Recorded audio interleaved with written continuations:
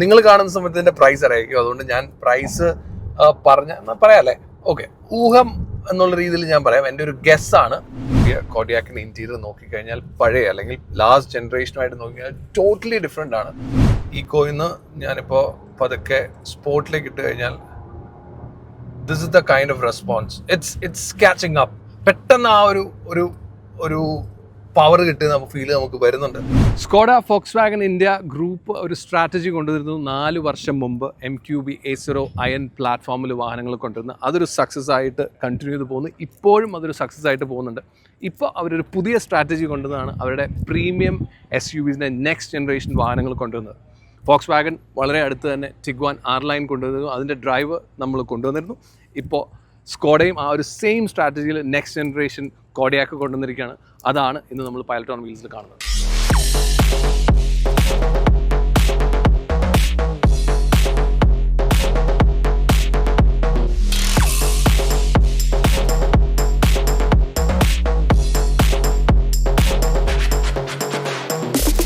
Tiguan R-Line ഒരു CBO ആയിട്ട് കൊണ്ടുവന്നപ്പോൾ സ്കോഡ അവരുടെ കോഡിയാക്ക് ഒരു പാർട്സ് ആൻഡ് കോമ്പണൻസ് എന്ന രീതിയിലാണ് കൊണ്ടുവന്നത്. സോ ആ ഒരു പ്രൈസ് ഡിഫറൻസ് ഡെഫിനറ്റ്ലി ബെറ്റർ അല്ലെങ്കിൽ പ്രൈസ് കുറവായിട്ട് വരാൻ സാധ്യതയുള്ളത് ഒരു പക്ഷേ കോഡിയാക്ക് ആയിരിക്കും. എന്താണെങ്കിലും കോഡിയാക്ക് വരുന്നത് 2 വേരിയൻസിലായിരിക്കും. നേരത്തെ ഒരു വേരിയൻറ്റിലാണ് ഉണ്ടായിരുന്നു, LNK എന്ന് പറയുന്ന ഒരു വേരിയൻറ്റിലാണ് കോഡിയാക്ക് ഉണ്ടായിരുന്നത്. പക്ഷേ ഇപ്പോൾ 2 വേരിയൻസിൽ നമുക്ക് അവൈലബിൾ ആയിരിക്കും. LNKയും അത് കുറച്ചും കൂടെ ഒരു പ്രീമിയം ആ ഒരു ക്രോം ടച്ചൊക്കെ എല്ലാം കൊടുത്തിട്ട് അതിൻ്റെ കൂടെ ഇപ്പോൾ സ്പോർട്ട് ലൈനും കൂടെ കൊണ്ടുവന്നിട്ട് കംപ്ലീറ്റ് ബ്ലാക്ക് ഔട്ട് ചെയ്തിട്ട് ഒരു സ്പോർട്ട് ലൈനും കൂടെ വരുന്നുണ്ട്. സോ കമ്പയർ ടു ബോത്ത് അല്ലെങ്കിൽ ഈ രണ്ടുമായിട്ട് കമ്പയർ ചെയ്യുകയാണെങ്കിൽ സ്പോർട്ട് ലൈൻ ആയിരിക്കും ഒരു പക്ഷേ വില കുറവ്, അല്ല ഒരു പക്ഷേ അല്ല വില കുറവ് സ്പോർട്ട് ലൈൻ തന്നെ ആയിരിക്കും. അതിൻ്റെ വില ഇപ്പോൾ നമ്മൾ ഈ വീഡിയോ ചെയ്യുമ്പോൾ എനിക്ക് എൻ്റെ വില അറിയില്ല, പക്ഷേ നിങ്ങൾ ഈ വീഡിയോ കാണുമ്പോൾ മിക്കവാറും നിങ്ങൾക്ക് ഇതിൻ്റെ വില അറിയായിരിക്കും. അപ്പോൾ നിങ്ങൾക്ക് മനസ്സിലാവും ഈ ഒരു LNKയേക്കാൾ വില കുറവ് സ്പോർട്ട് ലൈൻ ആയിരിക്കും. എന്താണെങ്കിൽ ഇതിൻ്റെ ഡിഫറൻസ് അതിൻ്റെ ഡിസൈനിൽ നോക്കുമ്പോൾ വളരെ എവിഡൻ്റ് ആയിട്ടുള്ള ഡിസൈനിലുള്ള വ്യത്യാസങ്ങളുണ്ട്. ഈ ഒരു സ്പോർട്ട് ലൈൻ എന്നുള്ള വേരിയൻറ്റ് കംപ്ലീറ്റ് ബ്ലാക്ക് ഔട്ട് ചെയ്താണ്. അതുപോലെ തന്നെ ഈ ഒരു ലൈറ്റ് നിങ്ങൾക്ക് ഈ ഒരു ഹെഡ്ലൈറ്റ് ടു ഹെഡ്ലൈറ്റ് കണക്ട് ചെയ്യുന്ന ഈ ഒരു സ്ട്രിപ്പ് നമുക്ക് ഇതിനകത്ത് വരുന്നില്ല, സ്പോർട്ട് ലൈനിൽ വരുന്നില്ല, കംപ്ലീറ്റ് ബ്ലാക്ക് ഔട്ട് ചെയ്ത് വരുന്നു. അതുപോലെ ഈ ഒരു ബ്ലാക്കിന് പകരം ഈ ഒരു ഭാഗത്ത് ഗ്രില്ലിന് ചുറ്റും ഒരു ബ്ലാക്ക് അല്ലെങ്കിൽ ഒരു ക്രോം ഫിനിഷാണ്, ഒരു ബ്രഷ്ഡ് ക്രോം ഫിനിഷാണ് അവിടെ വരുന്നത്. ബമ്പർ ഡിസൈനും കാര്യങ്ങളും എല്ലാം സിമിലർ ആണ്. അതുപോലെ തന്നെ ഇവിടെ ഒരു എയർ കർട്ടൻ കൊടുത്തിട്ടുണ്ട്. സോ എയർ കർട്ടൻ്റെ കാര്യം ഞാൻ പറയാം, എയറോഡൈനാമിക്സിന് കുറച്ചും കൂടെ ഇമ്പോർട്ടൻസ് കൊടുത്തിട്ടാണ് ഇപ്പോൾ ഈ വാഹനം വരുന്നത്. അതുകൊണ്ട് തന്നെ ഇതിൻ്റെ മൈലേജും ബെറ്റർ ആയിട്ട് വരുന്നു. ക്ലോസ് ടു ഒരു 14.86 ആണ് കമ്പനി പറയുന്നത്. ക്ലോസ് ടു 15 km/ലിറ്റർ ആണ് മൈലേജ് ഈ വാഹനത്തിന് പറയുന്നത്. അത് ഞാൻ ഈ എയറോഡൈനാമിക്സിനെ കണക്ട് ചെയ്ത് പറഞ്ഞേ ഉള്ളൂ. എന്താണെങ്കിലും ഡിസൈനിൽ വരുന്ന വ്യത്യാസം അതാണ്. സ്പോർട്ട് ലൈനിലേക്ക് വരുമ്പോൾ നമുക്ക് ഒരു ബ്ലാക്ക് ORBM വരുന്നുണ്ട്. അതുപോലെ റൂഫ് റെയിലാണെങ്കിലും ബ്ലാക്ക് വരുന്നുണ്ട്. വീൽസിൽ ഡിഫറൻസ് ഉണ്ട്. രണ്ടും 18-inch വീൽസ് ആണ് വരുന്നതെങ്കിലും ഇതിനകത്ത് കുറച്ചും കൂടി ഡിഫറൻ്റ് ആയിട്ട് ഒരു എയറോഡൈനാമിക്കിനെ ഹെൽപ്പ് ചെയ്യുന്ന രീതിയിലുള്ള അലോയ് വീലാണ് വരുന്നത്. എന്നാൽ സ്പോർട്ട് ലൈനിലേക്ക് വരുമ്പോൾ നമുക്ക് കുറച്ചും കൂടി ഒരു ഡയമണ്ട് കട്ട് അലോയ് വീൽസ് വരുന്നുണ്ട്. ബാക്കിലാണെങ്കിലും സ്കോഡയുടെ ബാഡ്ജിങ് നമുക്ക് കംപ്ലീറ്റ് ഒരു ബ്ലാക്ക് ചെയ്ത പോലെയാണ് സ്പോർട്ട് ലൈനിൽ വരുന്നത്. സോ LNKയിലേക്ക് വന്നു കഴിഞ്ഞാൽ ഡിസൈൻ നോക്കിക്കഴിഞ്ഞാൽ കംപ്ലീറ്റ് ഒരു LED ഇവിടെ സ്ട്രിപ്പ് നമുക്ക് കാണാം, ഒരു DRL കാണാം. ആ DRLs അല്ലെങ്കിൽ ഹെഡ്ലൈറ്റ് ടു ഹെഡ്ലൈറ്റ് കണക്ട് ചെയ്യുന്ന ഒരു ലൈറ്റും നമുക്ക് ഈ ഒരു ഭാഗത്ത് കാണാം. കംപ്ലീറ്റ്ലി ഫുൾ സെക്കൻഡ് അല്ലെങ്കിൽ നെക്സ്റ്റ് ജനറേഷൻ LED ഹെഡ്ലൈറ്റ്സ് ആണ് വന്നിരിക്കുന്നത്. അതുപോലെ തന്നെ ബമ്പർ ഡിസൈൻ നമുക്ക് ഒരു വലിയ ബമ്പർ തന്നെ വരുന്നുണ്ട്. ഈ ഒരു റഡാറും കാര്യങ്ങളും എല്ലാം ഇവിടെ വരുന്ന ക്യാമറ 360 ക്യാമറ കാര്യങ്ങളുണ്ട്. അവിടെ നമുക്ക് അഡാസിൻ്റെയും ക്യാമറ കാണാം. ഇപ്പോൾ തൽക്കാലം ഇതിൻ്റെ കോമ്പണൻറ്റ് വന്നെങ്കിലും സോഫ്റ്റ്വെയറിൻ്റെ ഒരു അപ്ഡേഷൻ കാരണം അഡാസ് ഇപ്പോൾ വരുന്നതിൽ അവൈലബിൾ ആയിരിക്കില്ല. ഒരു 6 to 1 year എടുക്കും അഡാസ് ഒന്ന് അപ്ഡേറ്റ് ചെയ്ത് വരാനായിട്ട്. കാരണം അതൊരു യൂറോപ്പ് സ്പെക്കിലായതുകൊണ്ട് കുറച്ചും കൂടെയൊക്കെ ഇന്ത്യൻ റോഡ്സിന് പറ്റുന്ന രീതിയിൽ ഒരു സോഫ്റ്റ്വെയർ അവർ ഉണ്ടാക്കിക്കൊണ്ടിരിക്കുകയാണ്. എന്താണെങ്കിലും അതാണ് ഇതിൻ്റെ ഫ്രണ്ട് നോക്കുമ്പോൾ ലുക്ക്. ഇവിടെ ഒരു എയർ കർട്ടൻ കാര്യങ്ങൾ നൽകിയിട്ടുണ്ട്. ഗ്രില്ലാണെങ്കിലും വളരെ വലിയൊരു ഗ്രില്ല് കൊടുത്തിട്ടുണ്ട്. സോ ഇതിൻ്റെ ഓവറോൾ ഡയമെൻഷൻ നോക്കിക്കഴിഞ്ഞാൽ ലെങ്ത്തിൽ ഏകദേശം 59 mm ലെങ്ത്ത് കൂടിയിട്ടുണ്ട്. അതുപോലെ വിഡ്ത്ത് ഒരു 17 mm കുറഞ്ഞിട്ടുണ്ട്. ഹൈറ്റ് ആണെങ്കിലും കുറഞ്ഞിട്ടുണ്ട്. ഇതിൻ്റെ ഗ്രൗണ്ട് ക്ലിയറൻസ് വരുന്നത് 155 mm ആണ് ഗ്രൗണ്ട് ക്ലിയറൻസും വരുന്നത്. സൈഡ് പ്രൊഫൈലിലേക്ക് നോക്കിക്കഴിഞ്ഞാൽ നമ്മുടെ ലെങ്ത്തിൻ്റെ ഒരു ഇൻക്രീസ്, ഒരു 59 mm ലെങ്ത്തിൻ്റെ ഇൻക്രീസ് വളരെ എവിഡൻ്റ് ആയിട്ട് നമുക്ക് ഫീൽ ചെയ്യും. ഇത് വരുന്നൊരു 7 സീറ്ററാണ്. ഞാൻ ആദ്യം പറഞ്ഞ ടിഗ്വാൻ R-Line വരുന്ന ഒരു 5 സീറ്റിലായിരുന്നു. ഇത് വരുമ്പോൾ ഒരു 7 സീറ്റിലാണ്. സോ ആ ലെങ്ത്ത് ഡെഫിനറ്റ്ലി നമുക്ക് ആ ഒരു 7 സീറ്റിനെ ഹെൽപ്പ് ചെയ്യുന്ന രീതിയിൽ തന്നെ വരുന്നത്. അത് നമുക്ക് ഇൻറ്റീരിയർ നോക്കുമ്പോൾ കാണാം. സൈഡ് പ്രൊഫൈലിൽ നമുക്ക് വീൽസ് വരുന്നത് 18-inch വീൽസ് ആണ് വരുന്നത്. 2 വേരിയൻസിൽ നമുക്ക് 18-inch വീൽസ് തന്നെ വരും. പക്ഷേ അലോയ് വീലിൻ്റെ ഒരു ഡിഫറൻസ് ഞാൻ പറഞ്ഞ പോലെ ഇതിനകത്ത് കുറച്ചും കൂടെ എയറോഡൈനാമിക്കിനെ ഹെൽപ്പ് ചെയ്യുന്ന രീതിയിലാണ് അലോയ് വീൽ ഡിസൈൻ വന്നിരിക്കുന്നത്. നോർമൽ സ്പോർട്ട് ലൈനിൽ നമുക്കൊരു ഡയമണ്ട് കട്ട് അലോയ്സ് ആണ് കിട്ടുന്നത്. അതുപോലെ LNKയുടെ ബാഡ്ജിങ് ഇവിടെ കൊടുത്തിട്ടുണ്ട്. ഇതിന് പകരം സ്പോർട്ട് ലൈനിൽ വരുമ്പോൾ നമുക്ക് സ്പോർട്ട് ലൈനിൻ്റെ ബാഡ്ജിങ് ആണ് വരുന്നത്. ORBMൻ്റെ ഈ താഴെ തന്നെ 360 ക്യാമറ വരുന്നുണ്ട്. അതേ സ്പോർട്ട് ലൈനിൽ നമുക്ക് 360 വരുന്നില്ല. അതുപോലെ തന്നെ റൂഫ് റെയിൽ നമുക്ക് ക്രോം വരുന്നുണ്ട്. അതിന് പകരം സ്പോർട്ട് ലൈനിൽ ബ്ലാക്ക് ആയിരിക്കും വരുന്നത്. സോ അതാണ് ഇതിൻ്റെ ഒരു സൈഡ് പ്രൊഫൈലിൽ വരുമ്പോൾ. അതുപോലെ തന്നെ ഈ ഒരു ഭാഗത്ത് നമുക്ക് പ്ലാസ്റ്റിക് ക്ലാഡിംഗ് വരുമ്പോൾ നമുക്ക് സ്കേർട്ടിംഗ് ആണ് സ്പോർട്ട് ലൈനിൽ വരുന്നത്. അതുപോലെ ഈ ക്ലാഡിംഗ് ആണെങ്കിൽ ഇവിടെ ഒരു സ്ക്വയർഡ് അപ്പ് ക്ലാഡിംഗ് ആണ് വരുന്നത്. സോ ഇതിൽ ഒരു 4x4 ഓപ്ഷൻ വരുന്നതുകൊണ്ട് തന്നെ ഒരു പക്ഷേ ആ ഒരു സ്ക്വയർഡ് അപ്പ് ആയതുകൊണ്ട് തന്നെ നമുക്ക് അത്യാവശ്യം ഒരു ഓഫ് റോഡ് എല്ലാം നമുക്കിത് മാനേജ് ചെയ്യാൻ പറ്റും എന്നുള്ളതാണ് തോന്നുന്നത്. എന്താണെങ്കിലും ഇതിൻ്റെ ഡിസൈൻ ലുക്സ് നൈസ്, കുറച്ചും കൂടെ വലിയൊരു വാഹനം പോലെ തോന്നുന്നു. അത് ഈ ഒരു ഭാഗത്ത് ഈ ഒരു ബ്രഷ്ഡ് അലൂമിനിയം അല്ലെങ്കിൽ ഒരു ബ്ലാക്ക് ചെയ്ത ക്രോം ലുക്സ് ബെറ്റർ. ഒരു ലോങ് വ്യൂവിൽ ഇത് കുറച്ചും കൂടി ഭംഗിയായിട്ട് എനിക്ക് ഫീൽ ചെയ്യുന്നുണ്ട്. റിയറിൻ്റെ ഡിസൈനിലേക്ക് വന്നു കഴിഞ്ഞാൽ ടെയിൽ ലാമ്പ് ഒരു സി ഷേപ്പ് ടെയിൽ ലാമ്പാണ് വരുന്നത്. ഇതൊരു ഒരു ലൈറ്റ് പോലെ തോന്നിയാലും ഇത് ടെയിൽ ലാമ്പിൻ്റെ കണക്റ്റഡ് ടെയിൽ ലാമ്പ് ആയിട്ടല്ല വരുന്നത്, ഒരു ഗാർണിഷ് മാത്രമാണ് വരുന്നത്. നമുക്ക് ഈ ഒരു സൈഡിലാണെങ്കിൽ ഒരു സി ഷേപ്പ് മാത്രമാണ് നമുക്ക് വരുന്നത്. അതുപോലെ മുകളിൽ സ്പോയിലറും ഷാർക്ക് ഫിനാൻറ്റിൻ്റെ കാര്യങ്ങളെല്ലാം വരുന്നുണ്ട്. ഇതിൻ്റെ ബൂട്ട് സ്പേസ് ആണ് മറ്റൊരു ഫാക്ടർ. ഇലക്ട്രിക്കലി ഓപ്പറേറ്റ് ചെയ്യാൻ പറ്റുന്ന ബൂട്ടാണ് നമുക്ക് വരുന്നത്. ഇത് 3 റോയും നമ്മൾ ഉപയോഗിക്കുകയാണെങ്കിൽ കിട്ടുന്ന ഒരു ബൂട്ട് സ്പേസ് എന്ന് പറഞ്ഞാൽ 281 ലിറ്റേഴ്സിൻ്റെ ബൂട്ട് സ്പേസ് കിട്ടും. അതുപോലെ സെക്കൻഡ് റോ അല്ലെങ്കിൽ തേർഡ് റോ നമ്മൾ ഫോൾഡ് ചെയ്ത് കഴിഞ്ഞാൽ നമുക്ക് ഏകദേശം 786 ലിറ്റേഴ്സിൻ്റെ ബൂട്ട് സ്പേസും, കംപ്ലീറ്റ് തേർഡ് റോയും സെക്കൻഡ് റോയും നമ്മൾ ഫോൾഡ് ചെയ്ത് ഏകദേശം ഒരു 1986 ലിറ്റേഴ്സിൻ്റെ ബൂട്ട് സ്പേസ്, ലെസ് ദൻ 2000 ലിറ്റേഴ്സിൻ്റെ ബൂട്ട് സ്പേസ് നമുക്ക് 2 റോയും ഫോൾഡ് ചെയ്ത് കഴിഞ്ഞാൽ ലഭിക്കുന്നതാണ്. അതുപോലെ ഞാൻ പറഞ്ഞ പോലെ ഇലക്ട്രിക്കലി ഓപ്പറേറ്റ് ചെയ്യാൻ പറ്റുന്ന ടെയിൽ ഗേറ്റും നമുക്കിപ്പോൾ കിട്ടുന്നുണ്ട്. ഇതിൻ്റെ സ്പോർട്ട് ലൈനിലേക്ക് വന്നു കഴിഞ്ഞാൽ ഈ സ്കോഡയുടെ ബാഡ്ജിങ് കംപ്ലീറ്റ് ബ്ലാക്ക് ആയിട്ടും ഈ 4x4 അതുപോലെ കോഡിയാക്കിൻ്റെ ബാഡ്ജിങ് എല്ലാം കംപ്ലീറ്റ് ബ്ലാക്ക് ഔട്ട് ചെയ്ത രീതിയിലുമായിരിക്കും വരുന്നത്. ബമ്പർ ഡിസൈൻ കംപ്ലീറ്റ്ലി മാറിയിട്ടുണ്ട് കഴിഞ്ഞ ജനറേഷനായിട്ട് നോക്കിക്കഴിഞ്ഞാൽ. സോ മുംബൈയിലെ അറ്റൽ സേതു അതുപോലെ മറീൻ ഡ്രൈവ് കൊലാബ ഏരിയയിലൂടെയുള്ള ഡ്രൈവിലാണ് ഞാനിപ്പോൾ. മീഡിയ ഡ്രൈവ് ആദ്യമായിട്ടാണ് ഒരു രാത്രി നടക്കുന്നുള്ള കാര്യം ഞാൻ പറഞ്ഞു. എന്താണെങ്കിലും സോ മീഡിയ ആ ഒരു ഡ്രൈവിനോടൊപ്പം ഞാൻ ഇൻറ്റീരിയറിൻ്റെ ഒരു കംപ്ലീറ്റ് റിവ്യൂ കൂടെ തരുകയാണ് നിങ്ങൾക്ക്. ഇൻറ്റീരിയർ നോക്കിക്കഴിഞ്ഞാൽ പുതിയ കോഡിയാക്കിൻ്റെ ഇൻറ്റീരിയർ നോക്കിക്കഴിഞ്ഞാൽ പഴയ അല്ലെങ്കിൽ ലാസ്റ്റ് ജനറേഷനുമായിട്ട് നോക്കിക്കഴിഞ്ഞാൽ ടോട്ടലി ഡിഫറെൻ്റ് ആണ്. ഒന്നും തന്നെ സിമിലർ ഇല്ല എന്ന് തന്നെ വേണമെങ്കിലും പറയേണ്ടി വരും. ഒന്നും തന്നെ സിമിലർ ഇല്ല. ഓക്കെ, സ്റ്റിയറിംഗ് സ്റ്റാർട്ട് ചെയ്യാം. സ്റ്റിയറിംഗ് കംപ്ലീറ്റ്ലി പുതിയതാണ്. ഒരു സിമിലാരിറ്റി ഉള്ളതാകെ നേരത്തെ ഉണ്ടായിരുന്നത് ഇപ്പോഴത്തെയും ഒരു 2 സ്പോക്ക് സ്റ്റിയറിംഗ് ആണെന്നുള്ളതല്ലാതെ ബാക്കി എല്ലാം തന്നെ ഡിഫറെൻ്റ് ആണ്. ഇവിടെ LNKയുടെ ഒരു ബാഡ്ജിങ് കൊടുത്തിട്ടുണ്ട്. ബിക്കോസ് LNK വേരിയൻ്റ് ആയതുകൊണ്ട് സ്പോർട്ട് ലൈനിൽ ഒരു പക്ഷേ സ്പോർട്ട് ലൈനായിരിക്കും, എന്താണെങ്കിലും LNKയുടെ ബാഡ്ജിങ് ഉണ്ട്.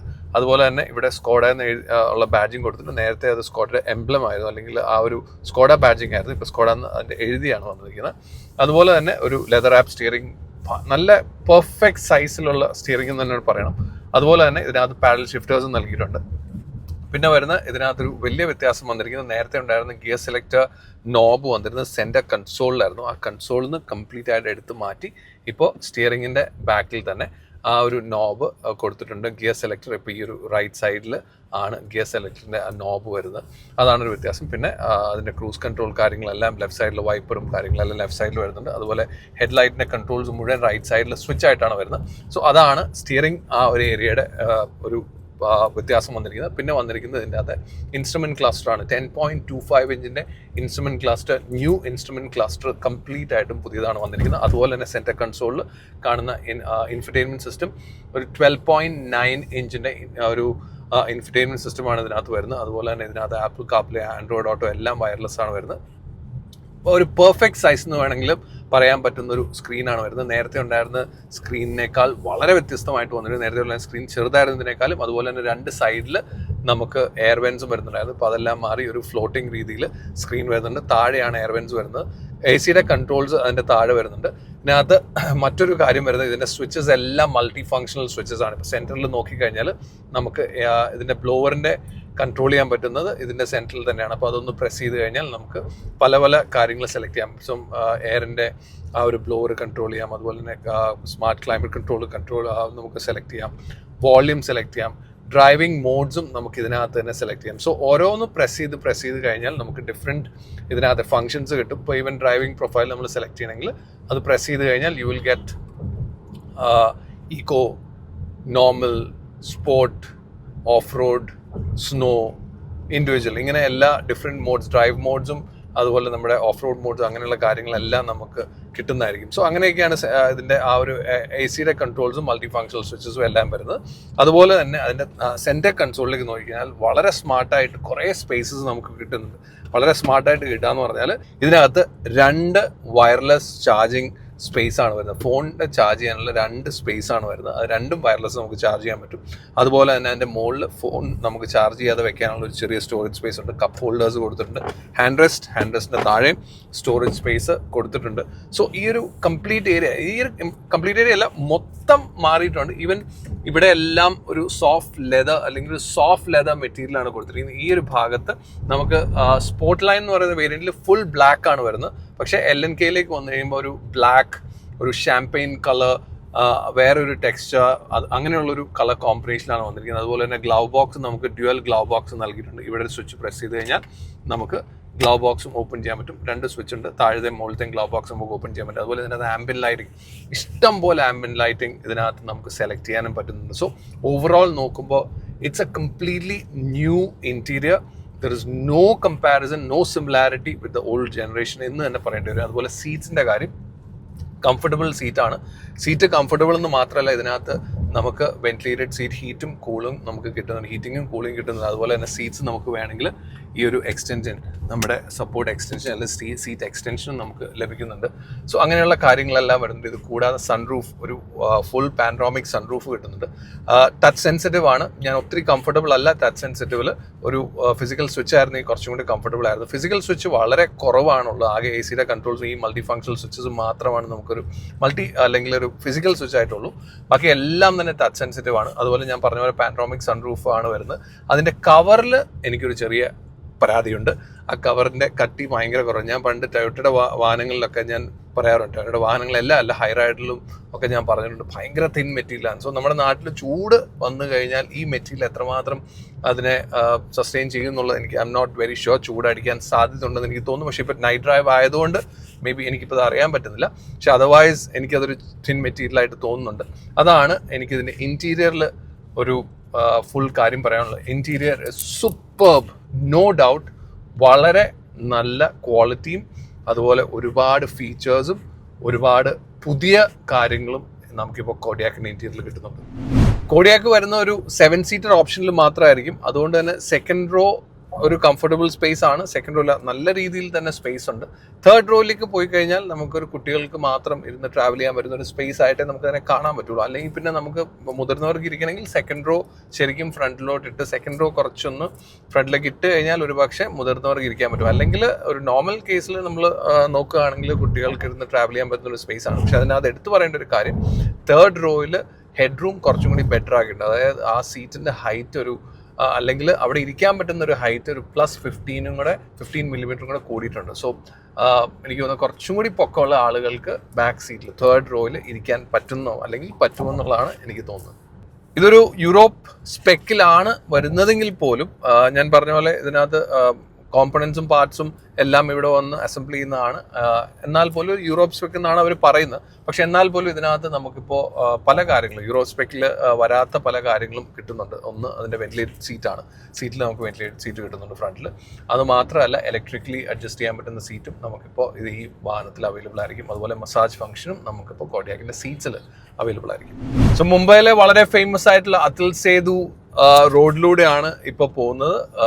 ഗംഭീര ഡ്രൈവ് ആയിരുന്നു. കാരണം നൈറ്റ് ഡ്രൈവിൽ കുറച്ചും കൂടി ബോംബെ ബിക്കംസ് കുറച്ചും കൂടെ ഈസി, കുറച്ചും കൂടെ ബ്യൂട്ടിഫുൾ, ലൈറ്റ്സ് എല്ലാം വന്നു കഴിയുമ്പോൾ. പക്ഷേ ഈ പറയുന്ന പോലെ ഷൂട്ട് ചെയ്യാനുള്ള ലൈറ്റും കാര്യങ്ങളൊക്കെ വളരെ കുറവായിരിക്കും. അതുകൊണ്ടാണ് നമ്മൾ കുറച്ചൊന്ന് അഡ്ജസ്റ്റ് ചെയ്ത് ഷൂട്ട് ചെയ്യുന്ന ലൈറ്റ്സിൻ്റെയൊക്കെ ഒരു അവൈലബിലിറ്റി വെച്ചിട്ട്. എന്താണെങ്കിലും ഡ്രൈവിൽ ഞാൻ സൂപ്പർ ഹാപ്പിയാണ്. ഭയങ്കര രസമായിട്ട് എനിക്ക് ഡ്രൈവ് ചെയ്യാൻ പറ്റും. രാത്രിയാണ്, ഇപ്പം സമയം ഏകദേശം ഒരു 2 മണി ആയിട്ടുണ്ട്. അപ്പോൾ ആ ഒരു 2 മണിക്ക് ബോംബെയിലൂടെ ഡ്രൈവ് ചെയ്യുമ്പോഴും നല്ല രീതിയിൽ ട്രാഫിക്കൊക്കെ ഉണ്ട്, എന്നാലും രസമാണ്. സോ ഓവറോൾ ഡ്രൈവിംഗ് എക്സ്പീരിയൻസ് ഈ ഒരു നൈറ്റ് ഡ്രൈവിംഗ് കൂടി വന്നപ്പം രസമായി. വിത്ത് കോഡിയാക്കിൻ്റെ ആ ഒരു എക്സ്പീരിയൻസും കൂടെ കൂടിയിട്ട്. എന്തായാലും ഇതിൽ വരുന്ന എൻജിൻ ഒരു 2 ലിറ്റർ പെട്രോൾ എഞ്ചിനാണ്, TSI പെട്രോൾ എഞ്ചിനാണ്. എൻജിൻ സെയിം തന്നെയാണ്, പക്ഷെ ഡിഫറെൻറ്റ് ആണ് ഇതിൻ്റെ ഒരു ഫീൽ വരുന്നത്. അതിൻ്റെ ട്യൂണിങ്ങിലും എല്ലാം കുറച്ച് വ്യത്യാസങ്ങൾ വന്നിട്ടുണ്ട്. സോ 2 ലിറ്റർ TSI പെട്രോൾ എഞ്ചിനാണ് വരുന്നത്. ഇതിൻ്റെ പവർ വരുന്നത് 201 bhp പവറും 320 ന്യൂട്ടൺ ടോർക്കുമാണ് വരുന്നത്. അതിൻ്റെ കൂടെ ഒരു 7 സ്പീഡ് DSG ട്രാൻസ്മിഷനും കൂടെ വന്നു കഴിയുമ്പോൾ everything together it's actually good to drive around. ആ ഒരു ഫീല് അത്യാവശ്യം പവർ, ഞാൻ പറഞ്ഞൊരു ഭയങ്കര പവർഫുൾ മെഷീനായിട്ട് നമുക്കിനെ കാണാൻ പറ്റില്ല. 201 എന്ന് പറഞ്ഞാൽ ഒരു നോർമൽ പവറേ ഉള്ളൂ. പക്ഷേ അതിൻ്റെ ഒരു റിഫൈൻമെൻറ്റ്, എഞ്ചിൻ്റെ റിഫൈൻമെൻറ്റ് നല്ല രീതിയിൽ തന്നെ നമുക്ക് കിട്ടുന്നുണ്ട്. റിഫൈൻമെൻറ്റ് മാത്രമല്ല, എൻ്റെ ആ ഒരു ഇനീഷ്യലിലൊന്നും ഒരു ലാഗോ കാര്യങ്ങളൊന്നും ഫീൽ ചെയ്യുന്നില്ല. ഒരു സീംലെസ് ആയിട്ട് നമുക്ക് എഞ്ചിൻ്റെ റെസ്പോൺസ് നമുക്ക് കിട്ടുന്നുണ്ട്. ഷിഫ്റ്റിംഗ് ആണെങ്കിലും നമ്മളൊന്ന് പെട്ടെന്ന് കാല് കൊടുക്കുന്ന സമയത്തൊക്കെ അത്യാവശ്യം നന്നായിട്ട് ക്ലൈംബ് ചെയ്യുന്നുണ്ട് വിത്തൗട്ട് മച്ച് ഓഫ് ലാക്ക്. ഉണ്ടോ, നമ്മൾ നോർമലിലാണ് ഇപ്പോൾ പോകുന്നത്. ഇപ്പം നമ്മുടെ ഇത് നോക്കിയാൽ പോലും, നമ്മുടെ ഡ്രൈവിംഗ് പ്രൊഫൈൽ നോക്കിയാൽ പോലെ ഇപ്പം നമ്മൾ ഇപ്പം നോർമലാണ്, ഈക്കോയിലാണ് നമ്മളിപ്പോൾ പോകുന്നത്. ഈക്കോയിൽ നിന്ന് ഞാനിപ്പോൾ പതുക്കെ സ്പോർട്ടിലേക്ക് ഇട്ട് കഴിഞ്ഞാൽ this is the kind of response. It's catching up. പെട്ടെന്ന് ആ ഒരു പവർ കിട്ടുന്ന ഫീൽ നമുക്ക് വരുന്നുണ്ട്. സോ ആ ഒരു മോഡ്സിലെ ചേഞ്ചസ് നന്നായിട്ട് ഫീൽ ചെയ്യുന്നുണ്ട്. 3 മോഡാണ് നമുക്ക് ഡ്രൈവ് മോഡ്സ് വരുന്നത്. മറ്റത് കൂടാതെ നമുക്ക് ഇതിനകത്ത് ഞാൻ പറഞ്ഞ പോലെ ഡ്രൈവിംഗ് മോഡ്സിൽ ഓഫ് റോഡ് മോഡും അതുപോലെ സ്നോ മോഡും ഇൻഡിവിജ്വൽ മോഡ്സും നമുക്ക് കിട്ടുന്നുണ്ട്. നേരത്തെ ഉണ്ടായിരുന്ന ജനറേഷൻ അല്ലെങ്കിൽ നേരത്തെ ഉണ്ടായിരുന്ന കോഡിയാക്കിൽ നമുക്ക് DCC അവൈലബിൾ ആയിരുന്നു. അതിനകത്ത് ഡൈനാമിക് ഷാസെ കൺട്രോൾ നമുക്ക് അവൈലബിൾ ആയിരുന്നു. ആ ഡൈനാമിക് ഷാസെ കൺട്രോളിന് ഓഫ് റോഡിൻ്റെ ടൈമിലോ അല്ലെങ്കിൽ നോർമൽ ഡ്രൈവിലെല്ലാം നമ്മൾ പോകുന്ന ഡ്രൈവ് മോഡ്സിൻ്റെ ക്യാരക്ടർ അനുസരിച്ച് വാഹനം ഓട്ടോമാറ്റിക്കലി അതിൻ്റെ കൺട്രോളിലേക്ക് വരുമായിരുന്നു. അതുകൊണ്ട് കുറച്ച് എനിക്ക് തോന്നുന്ന സ്റ്റെബിലിറ്റിയിലും അല്ലെങ്കിൽ അതിൻ്റെ പെർഫോമൻസിലും ഒക്കെ കുറച്ച് ഹെൽപ്പ് ചെയ്യുമായിരുന്നു DCC. പക്ഷേ ഇതിനകത്ത് ഇപ്പോൾ DCC വരുന്നില്ല. അതുകൊണ്ട് തന്നെ ലാറ്ററൽ മൂവ്മെൻറ്റിൻ്റെ കൺട്രോൾ കുറച്ചൊന്ന് വേരിയേഷൻ വന്നിട്ടുണ്ടോ എന്ന് എനിക്ക് ഡ്രൈവ് ചെയ്യുന്ന സമയത്ത് ഫീൽ ചെയ്യുന്നുണ്ട്. അതുപോലെ തന്നെ ഹോൾ സെറ്റപ്പ്, സസ്പെൻഷൻ സെറ്റപ്പും കുറച്ച് സ്റ്റിഫറായിട്ട് ഫീൽ ചെയ്യുന്നുണ്ട്. Safety definitely Skoda is always in the front. നമുക്ക് യൂറോ NCAPൽ 5 സ്റ്റാർ കിട്ടിയ വാഹനമാണിത്. അത് മാത്രമല്ല 9 എയർ ബാഗ്സ് ഇപ്പോൾ വരുന്നുണ്ട്. അതിൻ്റെ ചുറ്റും നമുക്ക് എയർ ബാഗ് വരുന്നുണ്ട്. സെൻറ്ററിലും എല്ലാം എയർ ബാഗ് ഇപ്പോൾ ലഭിക്കുന്നുണ്ട്. So it's safe enough to ഇതിനകത്ത് ഇരിക്കാനായിട്ട് സേഫാണ്.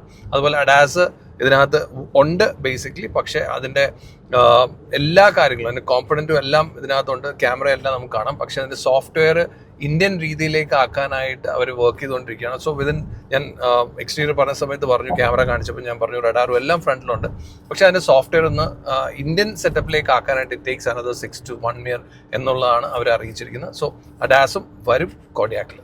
സ്റ്റിയറിംഗ് ഞാൻ പറഞ്ഞ പോലെ ഒരു പെർഫെക്റ്റ് സൈസിലാണ് വന്നിരിക്കുന്നത്. അതിൻ്റെ സ്റ്റിയറിങ്ങിൻ്റെ റെസ്പോൺസ് ആണെങ്കിലും നല്ല രീതിയിലുണ്ട്. Feedback very decent feedback. അതുപോലെ തന്നെ ബ്രേക്കിംഗ് ആണെങ്കിലും അത്യാവശ്യം നല്ല ബ്രേക്കിംഗ് നമുക്ക് ലഭിക്കുന്നുണ്ട്. സോ ഓവറോൾ ഡ്രൈവ് നോക്കുമ്പം ഞാൻ ഹാപ്പിയാണ്. പിന്നെ വരുന്നത് ഇതിനകത്ത് വലിയൊരു ഫാക്ടർ വരുന്നത് ഡെഫിനറ്റ്ലി ഇതിൻ്റെ പ്രൈസ് തന്നെയാണ്. ഞാൻ ഈ ഡ്രൈവ് ചെയ്യുന്ന സമയത്ത് എനിക്ക് ഇതിൻ്റെ പ്രൈസ് അറിയില്ല. പക്ഷേ നിങ്ങൾ കാണുന്ന സമയത്ത് ഇതിൻ്റെ പ്രൈസ് അറിയിക്കും. അതുകൊണ്ട് ഞാൻ പ്രൈസ് പറയാമല്ലേ?